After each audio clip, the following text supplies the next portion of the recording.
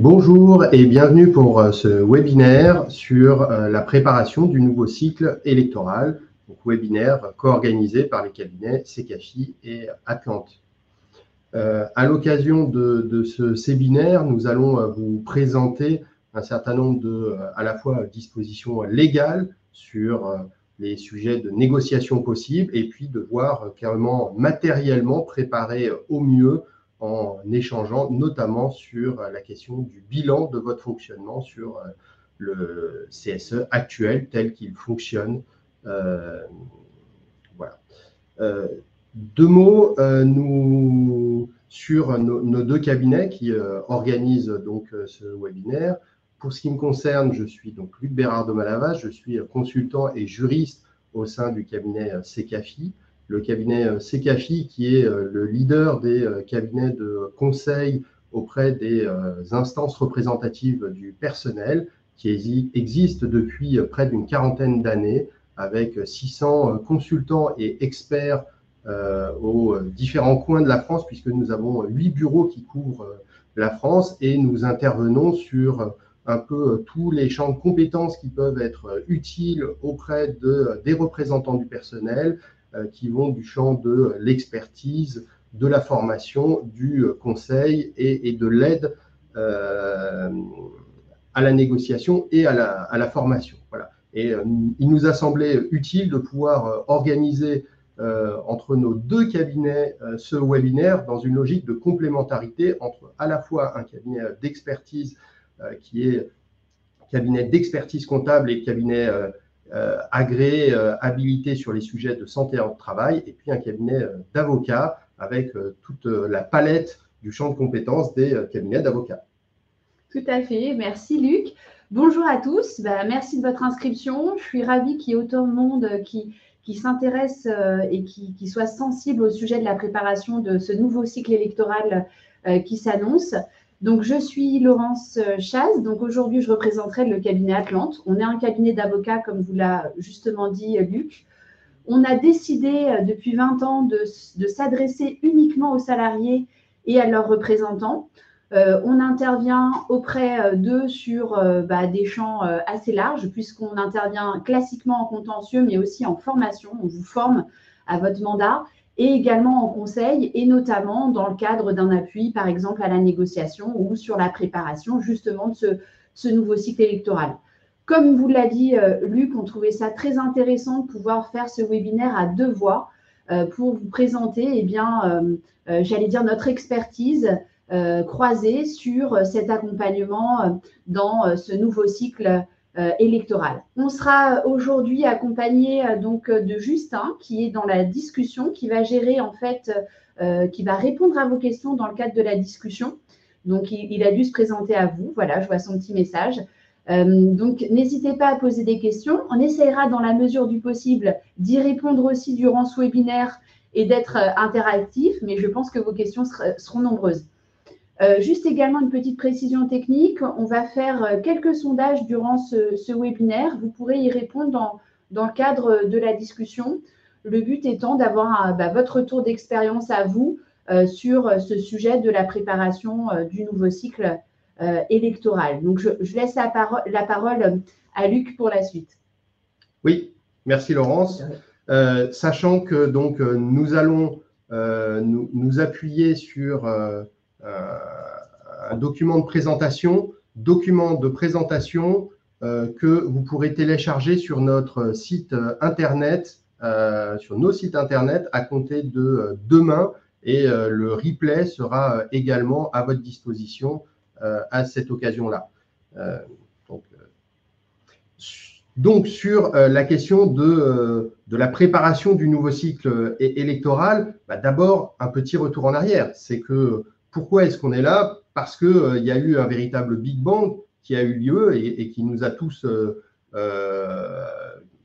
bouleversés d'une certaine manière quant à notre fonctionnement jusqu'à présent, qui sont les ordonnances Macron ou ordonnances travail qui sont intervenues en septembre 2017 et qui ont mis un terme aux instances représentatives du personnel telles qu'elles existaient depuis fort longtemps, qui étaient les comités d'entreprise, les CHSCT et les délégués du personnel. Donc, ces ordonnances Macron qui ont entraîné la disparition des anciennes instances et la mise en place progressive, en théorie avant 2020, des nouveaux comités sociaux et économiques, CSE, avec donc une logique de 3 en 1, puisque ça veut dire que c'est une instance unique qui désormais récupère toutes les anciennes compétences qui étaient celles à la fois du champ économique, activités sociales et culturelles des comités d'entreprise, les réclamations individuelles et collectives qui étaient celles des délégués du personnel, et puis tout le champ de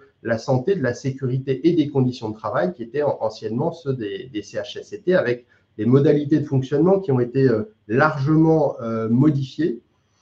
Et dans le même temps, ces ordonnances Macron qui ont aussi entraîné de nombreux autres changements que nous n'allons pas balayer aujourd'hui parce que ce serait trop long, mais on abordera très rapidement quand même la question de la nouvelle hiérarchie des normes parce qu'elle vient impacter le champ de la négociation qui est possible dans le cadre du fonctionnement et de la mise en place et du renouvellement des comités socio-économiques. On va évoquer lors de ce séminaire la question évidemment de comment aujourd'hui dans vos entreprises les CSE fonctionnent, à la fois avec le retour qui a été fait par le comité d'évaluation des ordonnances qui a notamment rendu un rapport intermédiaire en décembre dernier, donc qui fait un vrai retour de ce mode de fonctionnement. Et puis, on va aborder quand même toute une série de sujets juridiques qu'il est indispensable de maîtriser pour pouvoir au mieux faire fonctionner votre CSE et se préparer au mieux à ce nouveau cycle électoral à travers le PAP, donc le protocole d'accord préélectoral, l'accord de dialogue social ou accord de fonctionnement des CSE, et puis après les élections, il y a la question du règlement intérieur aussi, qui est aussi un levier possible ou un outil juridique pour fonctionner au mieux dans le cadre du CSE. Et donc, ce webinaire, c'est préparer le nouveau cycle électoral, puisque au regard des dates de mise en place des CSE, on va arriver au terme des premiers mandats de CSE, et donc petit à petit, dans les mois qui viennent, vous allez sans doute être nombreux à avoir votre premier renouvellement.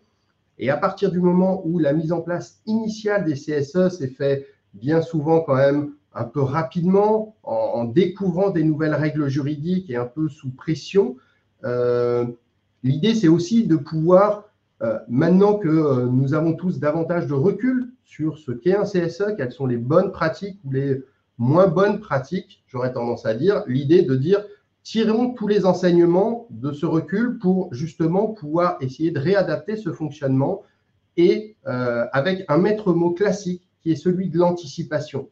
C'est que autant que possible, c'est quand même avant vos nouvelles élections qu'il peut être utile de préparer ce nouveau cycle électoral. Et donc là, très clairement, il ne faut pas perdre de temps. Donc, on est passé rapidement, concrètement, la majorité des CSE ont été mis en place juste avant fin 2020. Voilà. C'était une obligation légale de toute façon d'ordre public. On a un taux de conversion et de mise en place des CSE qui est désormais très important. Donc, on a plus de 90 000 CSE qui ont été mis en place jusqu'à fin 2020, qui étaient les chiffres qui étaient disponibles à date. Le CSE qui, effectivement, est obligatoirement mis en place dans toutes les entreprises de plus de 10 salariés, sachant que néanmoins, pour ce qui nous concerne, on va surtout évoquer le sujet des grands CSE, qui sont ceux qui ont des compétences élargies dans les entreprises de plus de 50 salariés.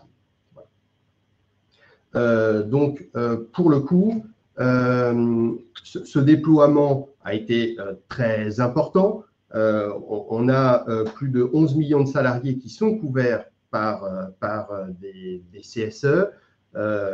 Effectivement, avec un nombre de CSE plus important dans les entreprises de taille les plus importantes. Donc, voilà quels sont quelques-uns des premiers éléments qui ressortent des chiffres, notamment qui ont été repris par le comité d'évaluation des ordonnances, comme je le disais, avec son rapport public de décembre dernier.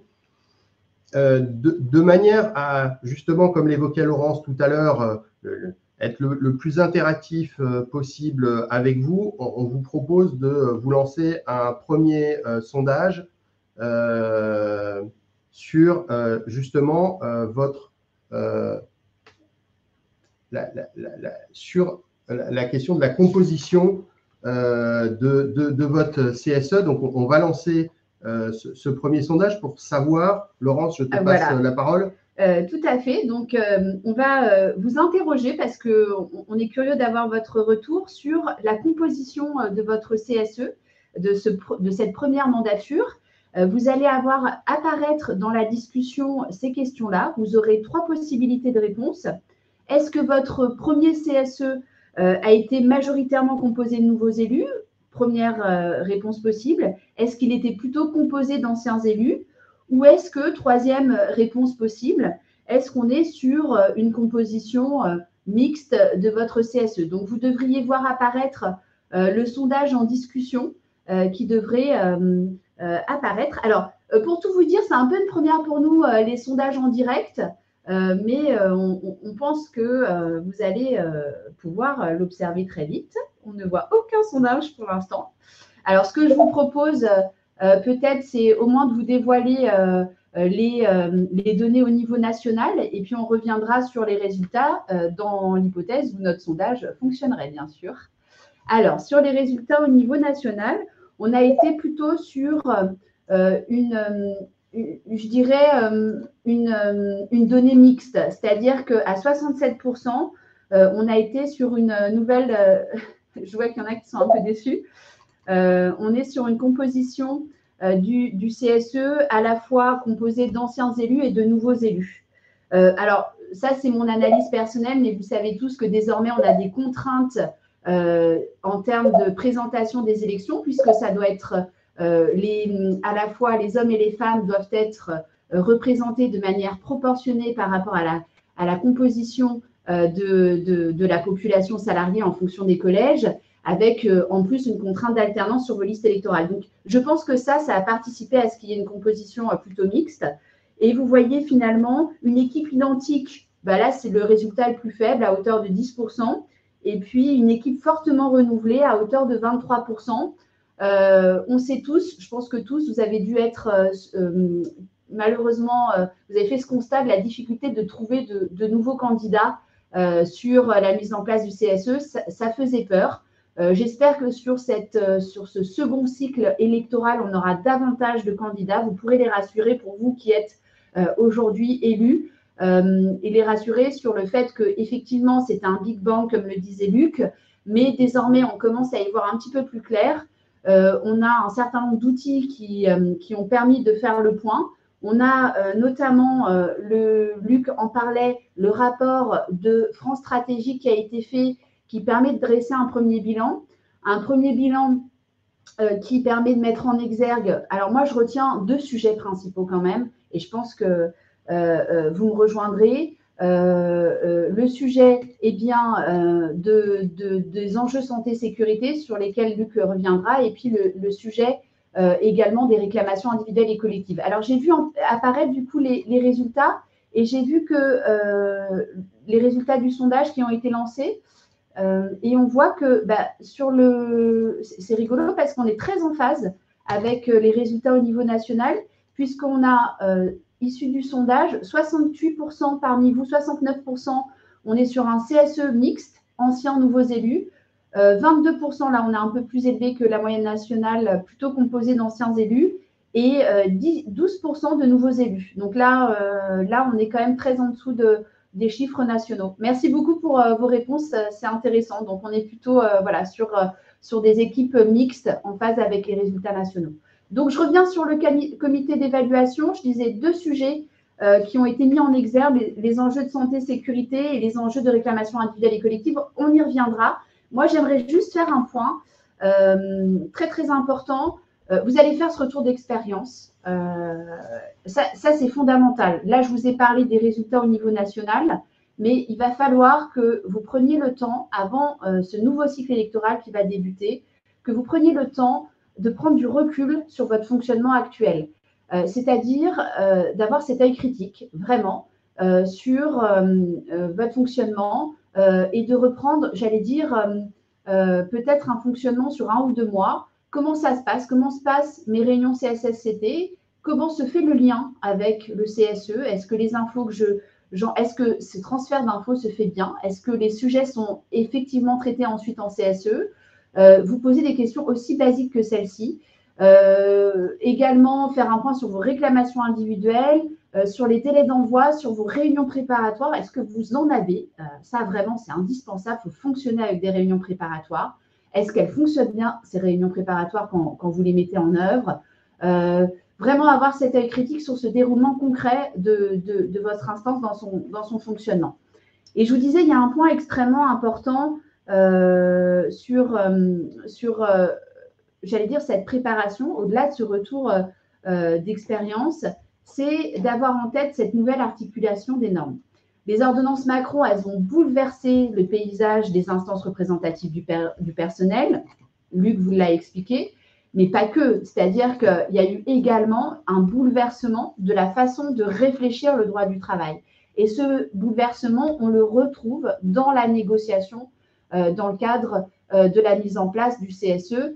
Et vous devrez l'avoir encore en tête dans ce nouveau cycle électoral qui va s'annoncer, et notamment pour ceux qui sont sur des accords, alors pas tous, on sait qu'il n'y a pas eu tant de CSE qui ont eu un accord de dialogue social sur j'allais dire, la construction de ce CSE, mais pour ceux qui l'ont, il faut vraiment que vous ayez en tête cette articulation.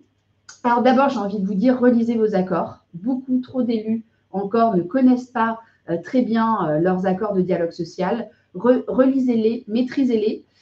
Et c'est sur cette base-là que vous pourrez avoir cet œil critique et confronté à ce retour d'expérience que vous aurez fait. Il faut que vous fassiez un travail aussi de révision. Qu'est-ce qui relève de l'ordre public et quel sera le champ des dispositions supplétives? Parce que j'ai beaucoup trop vu dans les accords de dialogue social conclus, la reprise des dispositions supplétives. Et j'ai envie de dire, mais c'est quoi l'intérêt de négocier si vous négociez finalement ce qui sera prévu à titre supplétif par le Code du travail? Alors, je sais que beaucoup, vous devez vous dire, bah oui, mais parfois on n'a pas le choix, la direction, malheureusement, elle lâche pas mieux. Mais il faut que vous les ayez en tête parce que ça va construire votre stratégie de négociation. Qu'est-ce qui s'impose d'ordre public? Et quelles seront les dispositions du Code du travail si on n'arrive pas à négocier? Parce que parfois, il vaut mieux laisser les dispositions supplétives s'appliquer plutôt que négocier quelque chose de moins favorable. Alors, voilà, je pense que c'est vraiment ce travail-là est extrêmement important à faire en préparation de vos élections, ce retour d'expérience et ce travail un peu juridique, alors que vous n'êtes pas, vous comprenez bien notre intervention aujourd'hui, on ne vous dit pas qu'il faut le faire tout seul, vous avez des experts, des avocats qui sont là pour vous accompagner sur ce travail de bilan et sur ce travail aussi un peu juridique de distinction, d'identification de ce qui relève de l'ordre public, de ce qui relève des dispositions supplétives, de qu'est-ce que je vais pouvoir demander qui serait pertinent et intéressant pour améliorer aujourd'hui ce fonctionnement. Alors Luc, je te laisse peut-être la parole sur la suite, notamment peut-être sur les enjeux de sécurité. Oui, très bien. Alors, juste, je vous rappelle que vous retrouverez complètement notre support sur nos sites internet à compter de demain. Donc, volontairement, on passe rapidement sur certaines pages, notamment sur la question de la hiérarchie des normes et de l'articulation entre dispositions légales d'ordre public, le champ ouvert à la négociation collective et les dispositions légales supplétives que Laurence a abordées. On avait prévu quelques éléments d'illustration, mais vous pourrez les retrouver dans notre support. En revanche, parmi effectivement les grandes problématiques liées à la mise en place du CSE, avec la question du cumul des responsabilités, avec la question des moyens et des temps et des réclamations individuelles et collectives, comme Laurence l'a évoqué, il y a la problématique SSCT, santé, sécurité, conditions de travail. Et il est clair que la disparition du CHSCT a été d'une certaine manière un peu douloureux et qu'il y a vraiment une phase de réadaptation. Je me permets d'ailleurs à cette occasion-là d'insister sur le fait que qu'est-ce qui remplace l'ancien CHSCT? C'est bien le CSE. Ce CSE peut déléguer une partie de ses compétences sur le sujet SSCT à une ou plusieurs commissions SSCT, mais en revanche, les rendus d'avis, les décisions de recours à expertise, notamment, se font obligatoirement en réunion plénière de CSE. Donc, attention à quelquefois l'idée reçue qui peut être de dire le CHSCT est remplacé par la commission SSCT. Ce n'est réellement pas le cas pleinement. Donc, parmi les grandes problématiques SSCT, il y a d'abord la question de dire est-ce qu'il y a mise en place de commissions SSCT, avec le fait qu'il puisse y en avoir une ou plusieurs.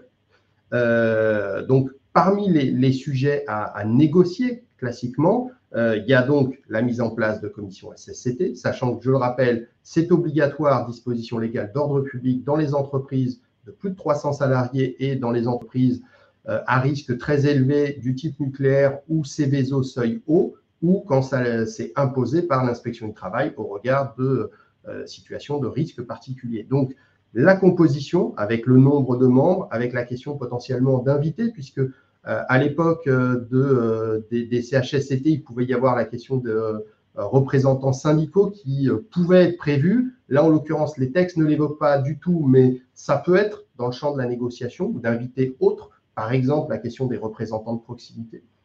Le sujet du fonctionnement des commissions SSCT, le nombre de réunions, le fait d'avoir un secrétaire, ce qui n'est pas prévu par les textes, mais qui peut être pleinement négocié pour gérer les questions d'ordre du jour, les questions de compte-rendu, le sujet des moyens, évidemment, qui est un sujet transversal à toutes les problématiques de CSE et des commissions, avec les heures de délégation potentiellement spécifiques, qui peuvent être propres aux élus, mutualisables, reportables, mais là aussi à négocier, le sujet des temps hors crédit, le sujet des frais et des temps de déplacement. Alors, tous ces sujets que j'évoque de moyens, ils peuvent être spécifiques sur les problématiques SSCT, mais on peut aussi, c'est une problématique plus large globalement au CSE, avec la question des compétences qui sont déléguées ou pas du CSE à la commission ou aux commissions SSCT, et puis avec fondamentalement la question de l'articulation de cette commission avec le CSE.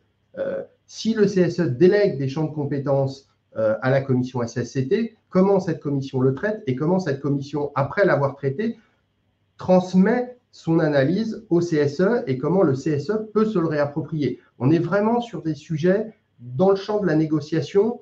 C'est toujours avoir en tête qu'effectivement, il y a des questions de fond, de moyens notamment, mais il y a aussi la question d'articulation entre les différents acteurs. Et donc là, par exemple, sur le sujet santé, sécurité, conditions de travail, c'est l'articulation entre le CSE, là où les commissions SSCT, et puis potentiellement les représentants de proximité.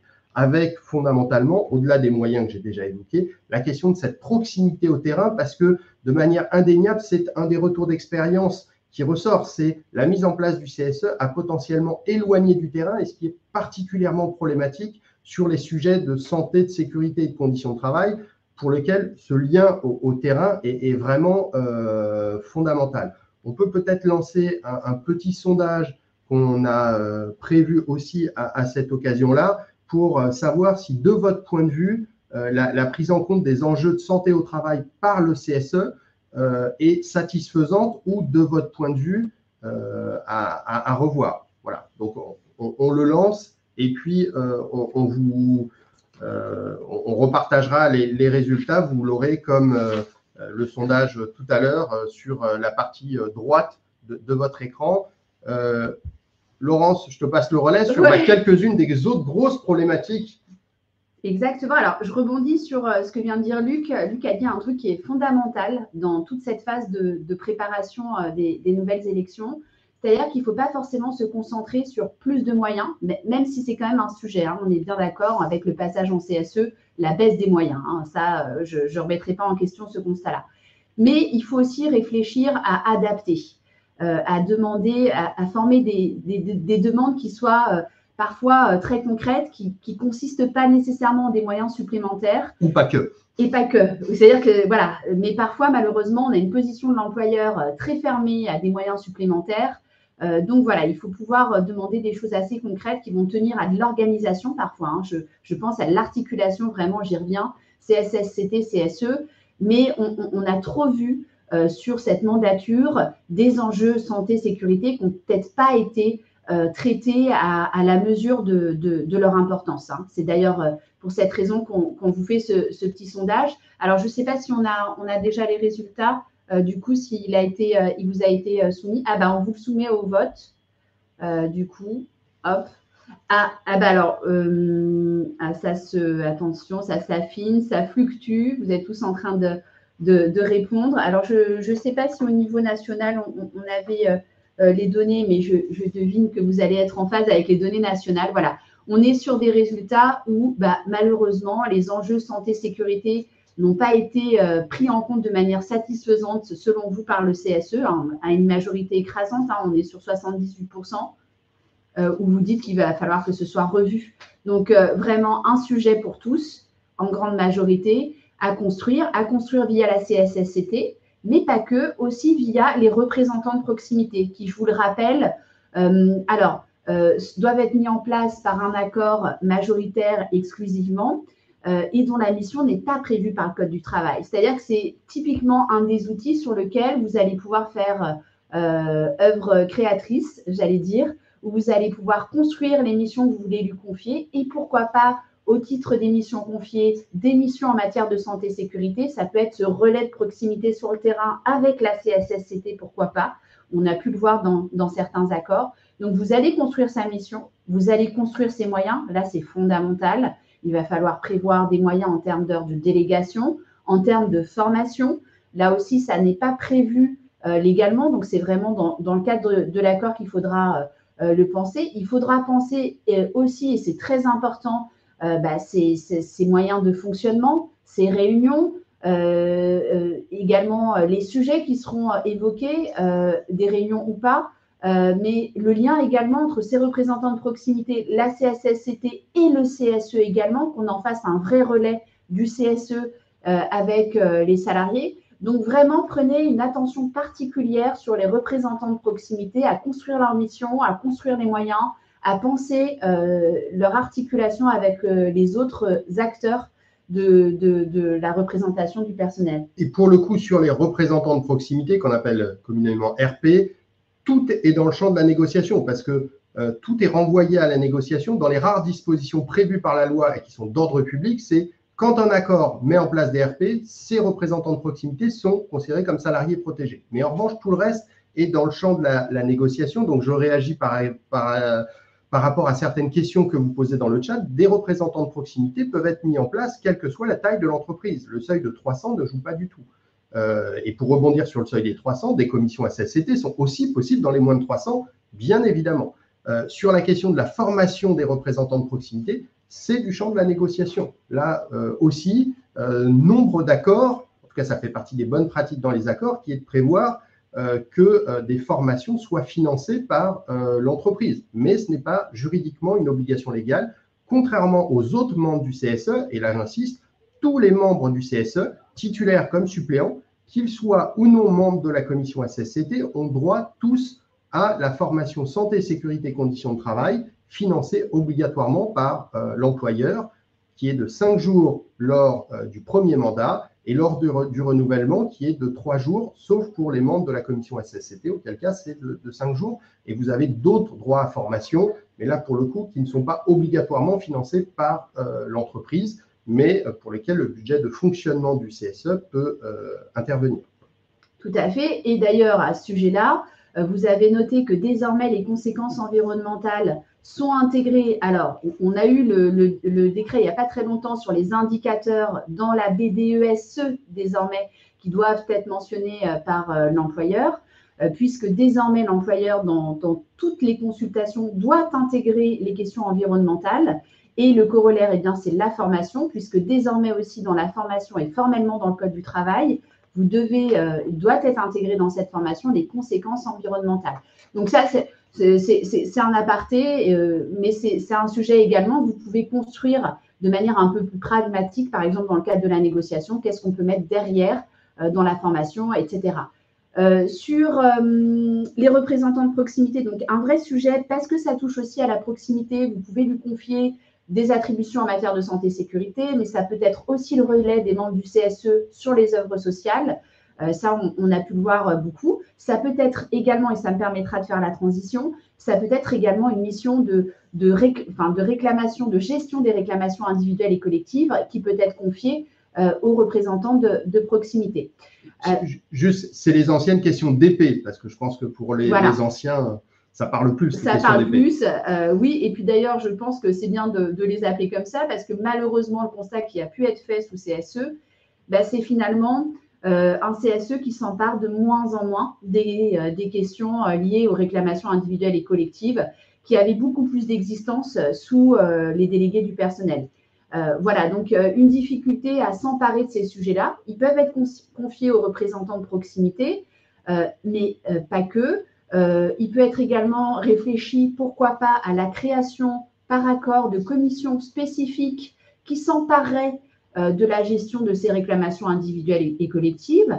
Et si vous décidez de ne pas les confier ni au RP ni à ces commissions spécifiques, pensez à la façon dont le CSE va s'en emparer. Je trouve que c'est un sujet vraiment, je pense que tu es d'accord avec moi, Luc, dont les CSE ne se sont pas suffisamment emparés.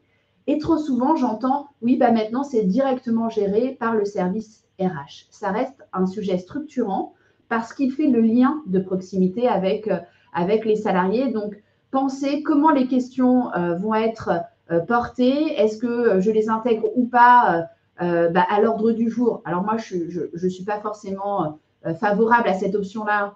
Je préfère le document distinct qui est soumis à la direction avec une réponse écrite de l'employeur, mais tout peut être envisagé. Mais déjà, si vous pouviez au moins aborder ce sujet-là dans votre réflexion sur le futur cycle électoral, je trouverais ça très, très positif.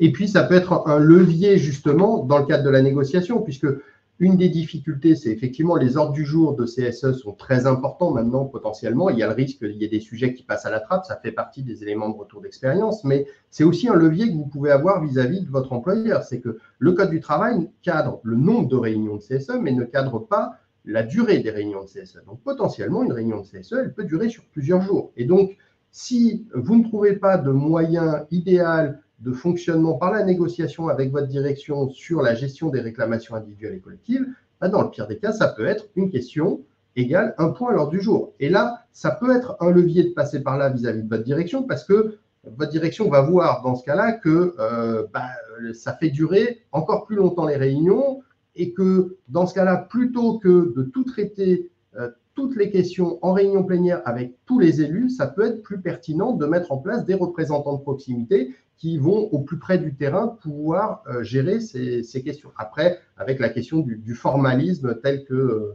l'a évoqué Laurence, bien évidemment.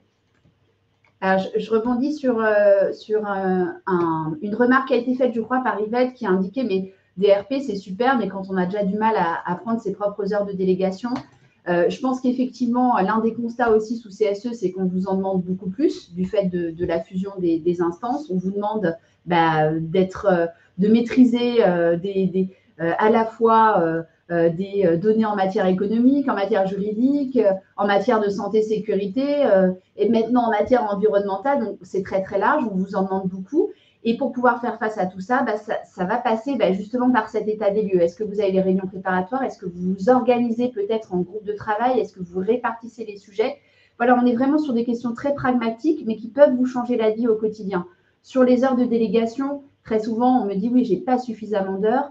Après, ça peut être compliqué de négocier plus, mais est-ce qu'on ne peut pas réfléchir peut-être à d'autres options? Est-ce que la négociation pourrait porter, par exemple, sur la possibilité de répartir davantage entre vous, faire sauter, par exemple, la limite légale qui est d'1,5 fois dans le cadre du cumul ou dans le cadre du report des heures de délégation? Ça peut être également, pourquoi pas, réfléchir à neutraliser, je pense notamment en matière de santé-sécurité, quand on est dans une structure avec des sites distants, c'est obtenir la neutralisation des temps de déplacement. Voilà, je vous donne des idées, mais il y en a 1000, il y en a qui sont certainement plus ou moins adaptés à votre situation. mais c'est pour vous dire qu'il y a d'autres alternatives possibles que de demander plus, par exemple, d'heures de délégation. Et ça me permet de faire le lien sur qu'est-ce qu'on va pouvoir demander à quelle étape, parce que tout ne sera pas fait à l'étape de l'accord. Certains sujets relèvent du protocole d'accord préélectoral, d'autres relèveront de l'accord de dialogue social. Et ça me permet du coup de laisser la parole à Luc sur le protocole d'accord préélectoral. Exactement. Et je rebondis sur une des questions posées dans le chat de Gwen Nola sur les sujets d'heures de délégation. Est-ce que c'est de la compétence du protocole d'accord préélectoral? Oui. Donc, concrètement, vous avez plusieurs types d'accords qui sont à négocier ou qui peuvent être négociés. Le premier d'entre eux, c'est la question du protocole d'accord préélectoral. Dans le cadre de ce protocole d'accord préélectoral, vous avez un certain nombre de dispositions qui sont des dispositions normalement qui doivent obligatoirement être prévues dans le protocole d'accord préélectoral. Donc, c'est la question du nombre de sièges et de la répartition des sièges entre les collèges. C'est de la répartition des personnels dans ces différents collèges électoraux, 2 ou 3 collèges selon la situation de l'entreprise. C'est les modalités générales d'organisation et de déroulement du scrutin. Donc, le scrutin a lieu à quelle date, la liste électorale, les caractéristiques des bulletins de vote, c'est est-ce qu'on est sur un vote par correspondance, vote électronique, vote physique, les lieux de vote, la composition des bureaux de vote, la campagne électorale. Voilà, vous avez tout ce champ-là classique. Vous avez la proportion femmes-hommes dans chaque collège électoral. Là, c'est à titre informatif, puisque là, on est sur une disposition légale d'ordre public et ce point déterminera l'équilibre femmes-hommes qu'il devra y avoir sur chaque liste par collège électoral. La référence à l'accord de vote électronique s'il y a un accord sur le vote électronique. Et puis, si on est sur une entreprise à établissements multiples avec différents établissements, pour la question du CSE central, la répartition du CSE central entre les différents CSE d'établissements, ce qui est une disposition aussi de nature préélectorale. Et puis, vous avez des dispositions qui sont facultatives, qui sont le nombre et la composition des collèges électoraux, la modification potentiellement du nombre de sièges, puisqu'il y a des dispositions légales supplétives, mais par accord, on peut faire différemment et notamment faire mieux. De la même façon, sur le volume des heures de délégation, où il y a des dispositions supplétives en fonction du nombre de salariés de l'entreprise ou par établissement. Et donc là aussi, ça fait partie du champ de la négociation. Oui. Et puis, la question, ça a été notamment abordé dans le chat, il y avait toute une série de questions, de dérogation à l'interdiction d'exercer plus de 3 mandats successifs d'élus au CSE. Je fais un tout petit focus sur le sujet, c'est que les ordonnances Macron, malheureusement, ont prévu un élément de restriction qui est l'interdiction de faire plus de 3 mandats successifs d'élus de CSE.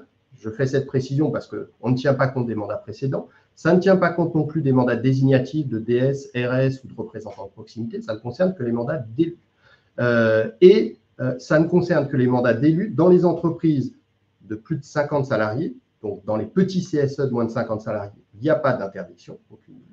Et dans les entreprises de plus de 300 salariés, entreprises et établissements de plus de 300 salariés, malheureusement, on ne peut pas y déroger. Ce n'est pas un sujet de négociation. En revanche, dans les entreprises entre 50 et 300 salariés, le protocole d'accord préélectoral peut déroger à cette interdiction. Donc, le cas échéant, c'est un sujet aussi de négociation du protocole d'accord préélectoral. Après, ça, c'est les dispositions qui ont été prévues expressément par les textes, mais le protocole d'accord préélectoral étant un accord d'entreprise aussi, avec toute une série de particularités qu'on n'abordera pas au regard du timing de ce webinaire, mais qui est un accord à durée déterminée le temps du mandat, qui est un accord particulier puisque tous les syndicats sont conviés. Mais donc, on peut aussi intégrer potentiellement dans le protocole préélectoral toute une série de sujets de négociation qui habituellement sont plutôt dans le champ de la négociation d'un accord de dialogue social ou accord de fonctionnement du CSE. Donc, on a essayé à travers ce tableau de lister, alors là encore peut-être pas de manière totalement exhaustive, mais quand même en prévoyant un certain nombre de sujets qui peuvent être des sujets de négociation.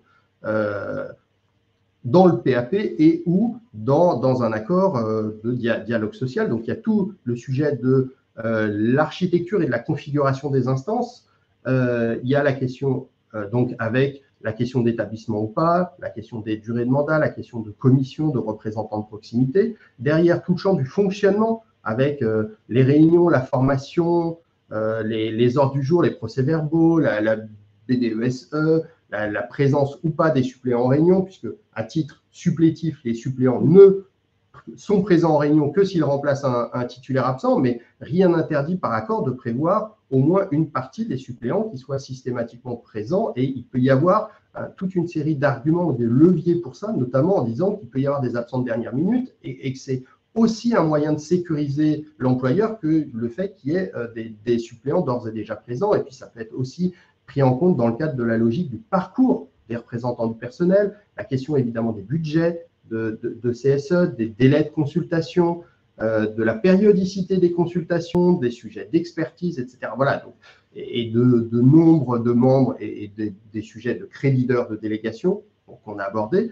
Il y a évidemment tout ce qui est aussi de nature préélectorale, je l'ai évoqué à l'instant sur le protocole d'accord préélectoral, et puis il y a des sujets autres qu'on peut ou pas intégrer dans ce type de négociation, qui sont les sujets de droit syndical, de périodicité des négociations collectives, et puis un sujet pas souvent assez abordé alors qu'il est fondamental, qui est celui de la valorisation du parcours des représentants du personnel et aussi de l'articulation entre le mandat de représentant du personnel et celui du métier opérationnel normal. C'est que normalement, quand vous êtes représentant du personnel, votre mandat et vos temps de représentant du personnel, ce n'est pas en plus de votre métier, c'est vos heures de délégation, c'est du temps de travail effectif. Et donc, ça veut dire que votre charge de travail habituelle doit être réduite pour tenir compte de l'exercice de votre mandat. Et ça fait partie des sujets qui devraient être aussi plus souvent négociés, et ça fait partie des manques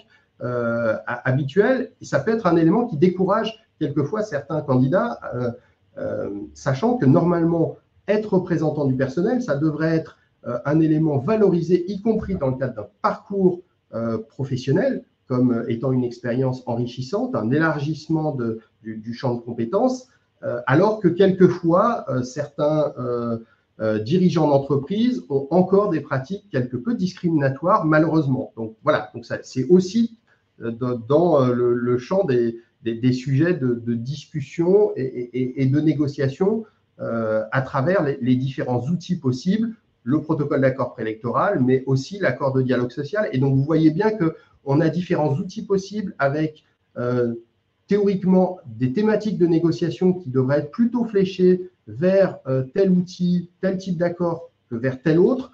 Il y a quand même une certaine complexité. Alors, on a abordé quelques éléments à travers ce webinaire, mais vous le voyez bien, on est quand même dans des sujets d'une grande complexité, d'où, comme l'évoquait Laurence tout à l'heure, n'hésitez pas à vous former et à vous faire accompagner par cabinet d'expertise, cabinet d'avocats, dans le cadre de ce bilan et de cette renégociation sur les différentes étapes de la préparation du protocole d'accord préélectoral, de l'accord de dialogue social et du règlement intérieur ensuite, qui sont les différents outils qui peuvent être utiles. Tout à fait, notamment sur l'accord de dialogue social.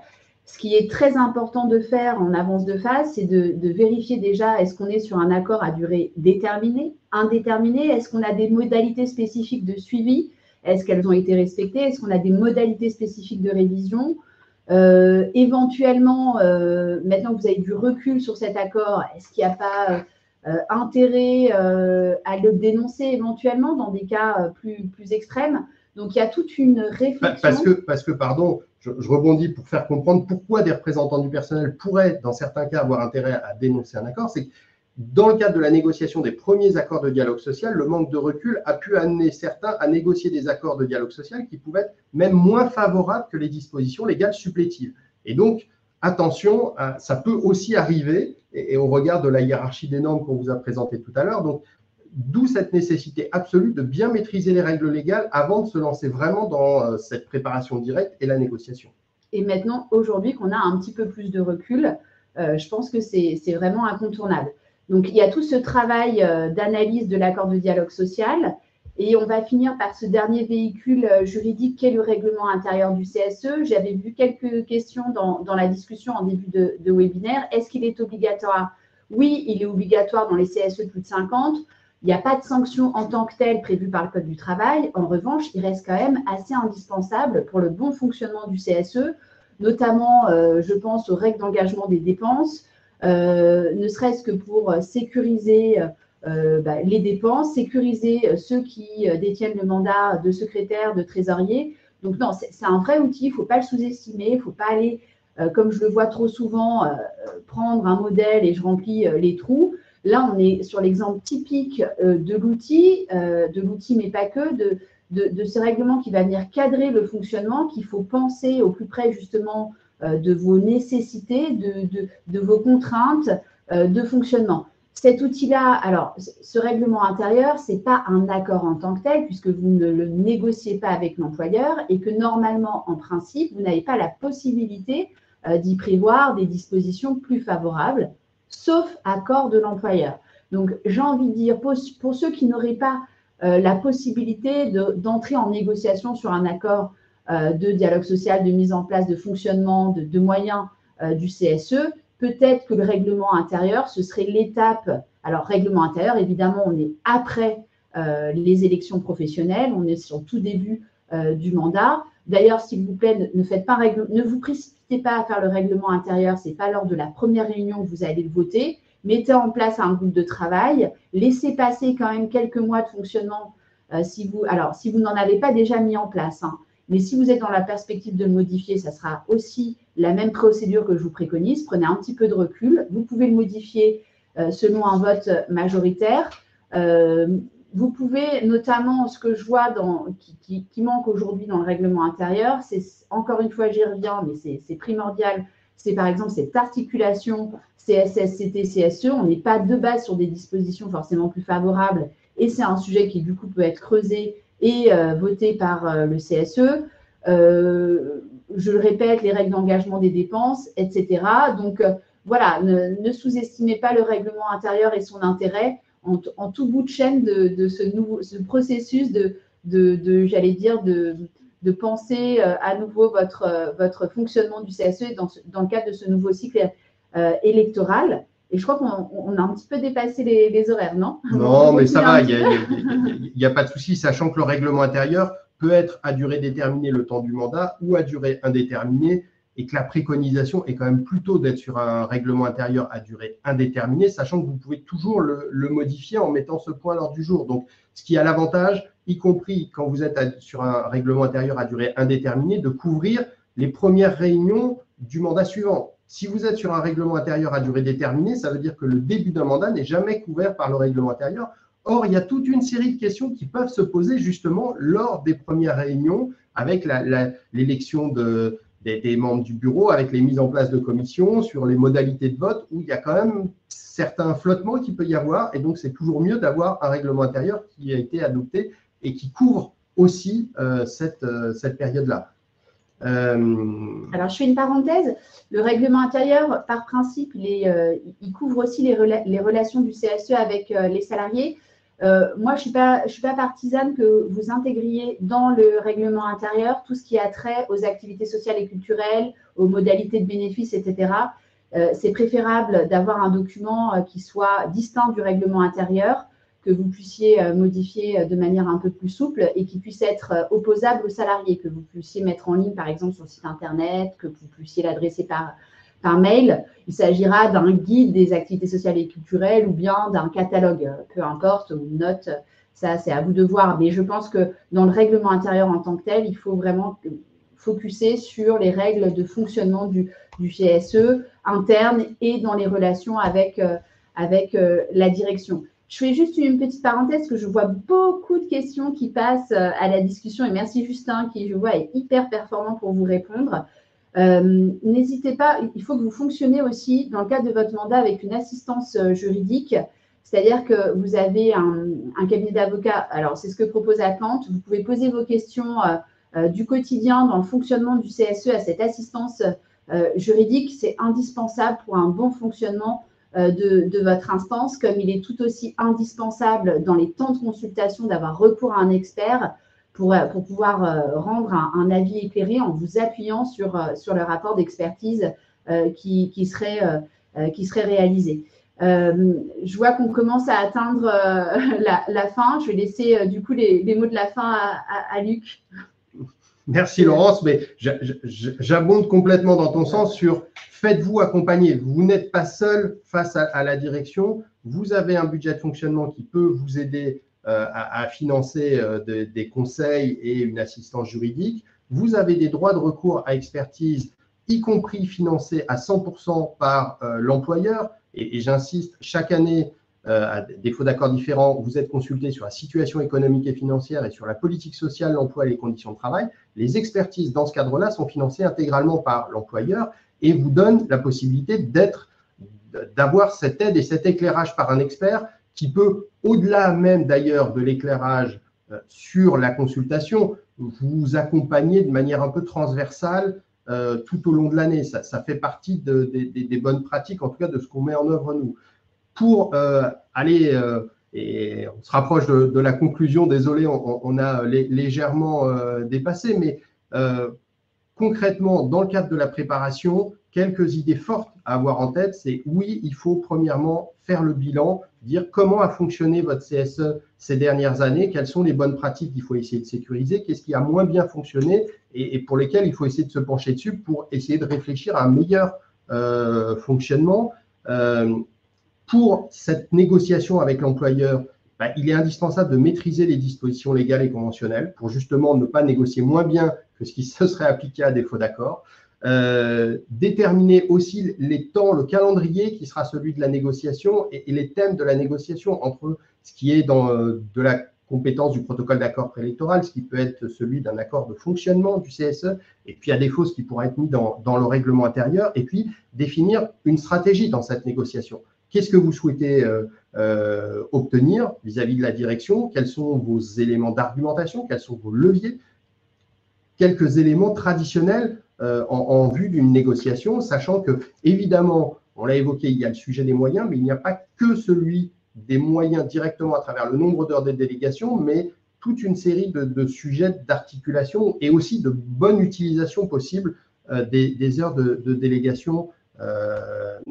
Et c'est pour ça que nos deux cabinets vous proposent justement une offre nouvelle avec une méthodologie interactive et innovante qui vise à vous aider à préparer votre nouveau cycle électoral. Donc, en amont et autant que possible, quelques semaines ou quelques mois avant vos prochaines élections, idéalement, qui est de pouvoir avoir un échange, vous aider, vous accompagner dans la préparation de ce nouveau cycle, avec à la fois vous accompagner sur quelques éléments de formation, notamment en distanciel, pour maîtriser ces outils indispensables, et puis en présentiel, une intervention pour vous aider par de l'animation notamment à faire ce bilan et à préparer efficacement la négociation sur quelles sont vos priorités. Voilà, sachant que, je le redis, ce webinaire à travers le replay et puis le document qu'on a présenté sera à compter de demain téléchargeable sur nos sites internet. Donc, on vous remettra les différentes adresses. On peut, pour ce qui nous concerne, éventuellement reprendre, pour ceux qui le souhaitent, quelques questions ou réagir à certaines questions dans le fil de discussion. J'en ai pas trop vu. J'ai vu beaucoup de remerciements. Merci beaucoup. Moi, ce que je dirais en tout cas, c'est le petit mot de la fin, de la vraie fin. Soyez pragmatiques, soyez concrets, ayez confiance en vous et soyez créatifs dans cette nouvelle négo. Voilà. Oui, tout à fait. Merci à vous tous. Et effectivement, ne vous limitez pas, ne vous censurez pas. N'ayez pas votre négociation exclusivement centrée sur le sujet de reprendre des dispositions qui sont déjà dans la loi. L'idée, c'est essayer de faire mieux, de faire plus et de ne rien s'interdire, et toujours avec, en ayant préparé les choses, parce que il faut ça s'anticipe le renouvellement des élections. Merci à vous tous. Merci à tous et bon courage. Au revoir. Au revoir.